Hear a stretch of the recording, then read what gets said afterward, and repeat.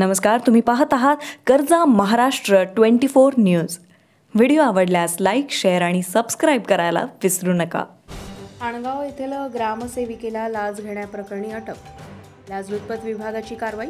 सावणे तालुक्यातील खाणगाव ग्रामपंचायत येथील ग्रामसेविकेला 12,000ची लाच घेण्याप्रकरणी लाचलुचपत विभागाच्या पथकानं रंगेहात पकडून ग्रामसेविका रत्नमाला लोकसिंग हिरापुरे हिला ताब्यात घेण्यात आलं। या प्रकरणी ग्रामसेविकेविरुद्ध केळवत पोलीस स्टेशन येथे गुन्हा दाखल करण्यात आला।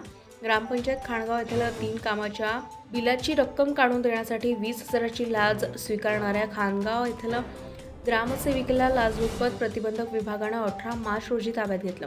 खाणगाव ग्रामपंचायतीच्या सचिव रत्नमाला लोकसिंग हिरापुरे वय वर्ष 42 यांनी ग्रामपंचायतमधील कचरा कुंडीचे अंगणवाडीमधील सिमेंट गुट्टू बसवण्याचे व गावातील सांडपाण्याच्या आरसीसी पाईपलाईनचे काम तक्रारदार यांच्या नातेवाईक व मजुरांना मिळवून दिले।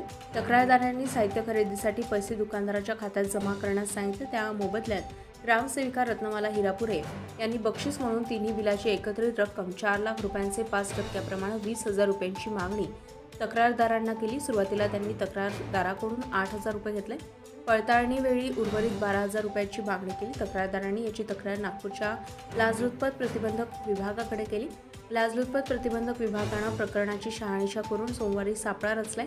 ग्रामसेविका रत्नमाला हिरापुरे यांना उर्वरित 12,000 रुपयांची लाच स्वीकारताना लाचलुचपत प्रतिबंधक विभागाच्या पथकानं ताब्यात घेतलं। या प्रकरणी केळवत पोलीस ठाण्यात गुन्हा दाखल करण्यात आला असून पुढील तपास सुरू आहे। ही कारवाई लाचलुचपत प्रतिबंधक विभागाचे पोलीस अधीक्षक राहुल माकणीकर, अप्पर पोलीस अधीक्षक संजय पुरंदरे यांच्या मार्गदर्शनामध्ये लाप्रवी नागपूरचे पोलीस निरीक्षक प्रवीण लाकडे, नायक पोलीस शिपाई सारंग बालपांडे, पोलीस हवालदार अस्मिता मेश्राम, गीता चौधरी, नायक पोलीस शिपाई राजू जांभूळकर यांनी केली आहे। कर्जा महाराष्ट्र 24 न्यूज करिता सावनेरवरून आमचे प्रतिनिधी किशोर गणवीर।